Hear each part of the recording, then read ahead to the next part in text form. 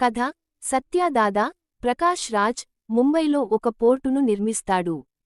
ఆయన ఇద్దరు కొడుకులలో ఒకరైన పార్థు, వెంకట్ పోర్టుకు సంబంధించిన వ్యవహారాలు చూసుకుంటూ ఉంటాడు. ఒకరోజున ఆ పోర్టుకు ఒక కంటైనర్ వస్తుంది. ఆ కంటైనర్ అంతా అత్యంత ప్రమాదకరమైన ఆర్డీఎక్స్ తో ఉంటుంది. అయితే ఆ కంటైనర్ను వదిలితే ముంబై ప్రమాదంలో పడుతుందనే ఉద్దేశంతో సత్య దాదా దానిని దాచేస్తాడు. మాఫియా సామ్రాజ్యాన్ని గడగడలాడించే ఇమ్రాన్ హాష్మీ కి సంబంధించిన కంటైనర్ అది. దానికోసం ముందుగా తన తమ్ముడైన జిమ్మీ సుదేవ్ నాయర్ ను పంపిస్తాడు. ఆ తరువాత నేరుగా తాను రంగంలోకి దిగుతాడు. సత్య దాదా కొడుకైన పార్థుని చంపేసిన జిమ్మీ ఆ తరువాత సత్య దాదాను వెతుక్కుంటూ బయల్దేరతాడు. ఈ విషయానికి గీతమ్మ, శ్రేయా రెడ్డి కి తెలుస్తుంది. ఇలాంటి పరిస్థితులలో సత్య దాదాను రక్షించగలిగేవాడు ఒక్క ఓజీ మాత్రమేనని ఆమె భావిస్తుంది. అయితే ఓజీ ముంబై విడిచి వెళ్లిపోయి 15 ఏళ్లు అవుతూ ఉంటుంది. గతంలో అతని అండదండలు చూసి సత్య దాదాకి భయపడిన వాళ్లంతా ఇప్పుడు ధైర్యంతో ముందుకు వస్తుంటారు. సత్య దాదాను కాపాడటానికి ఓజీ ముంబైకి వస్తే అతనిని తాను చంపాలనే పగతో గీతమ్మ కొడుకు అర్జున్ దాస్ ఉంటాడు. తన భార్య కన్మణి, ప్రియాంక మోహన్, కూతురు తారా తో కలిసి ప్రశాంతమైన జీవితాన్ని కొనసాగిస్తున్న ఓజీ కి సత్య దాదా ఆపదలో ఉన్నాడనే విషయానికి తెలుస్తుంది. అప్పుడు అతను ఏం చేస్తాడు?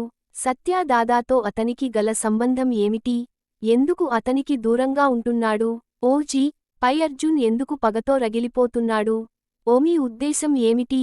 అనేవి ఆడియన్స్ను వెంటాడే సందేహాలు.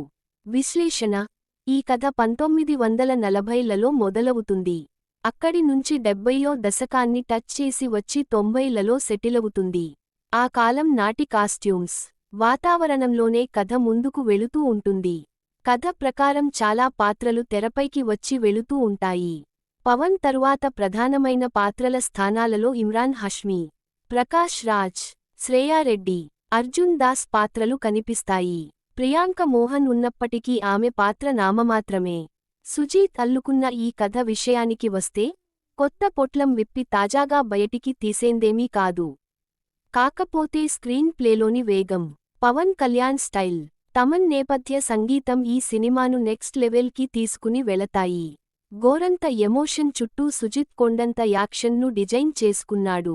మార్షల్ ఆర్ట్స్తో ముడిపడిన ఈ యాక్షన్ ఎపిసోడ్స్ పవన్ ఫ్యాన్స్తో విజిల్స్ వేయిస్తాయి.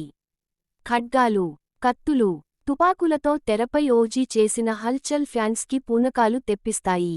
తెరపై చాలా పాత్రలు ఉన్నప్పటికీ పవర్ అనేది పవన్ పాత్రలో మాత్రమే కనిపిస్తుంది.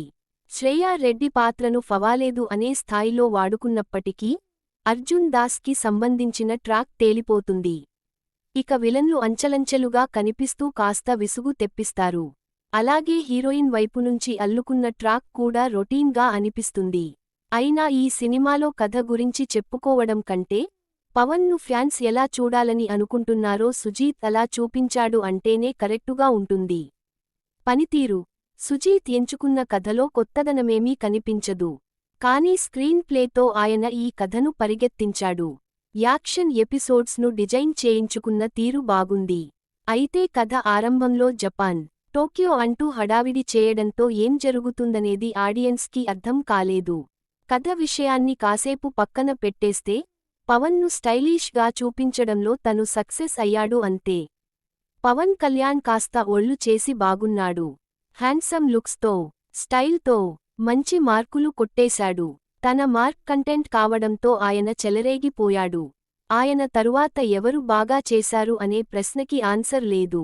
ఎందుకంటే తెర మొత్తాన్ని ఆయన మాత్రమే ఆక్రమించిన సినిమా ఇది. ఇక ప్రియాంక అరుణ్ మోహన్ హీరోయిన్ స్థానంలో కనిపిస్తుంది.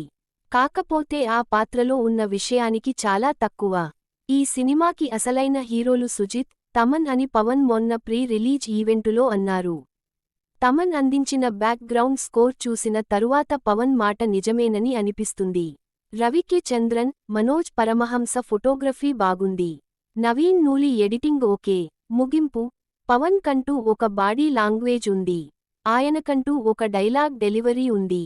తెరపై వాటిని చూడటానికే అభిమానులు ఇష్టపడతారు.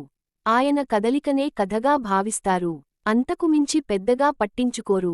అందువల్లనేనేమో సుజిత్ కథను లైట్ తీసుకుని పవన్ పాత్రపైనే పూర్తి ఫోకస్ పెట్టాడు.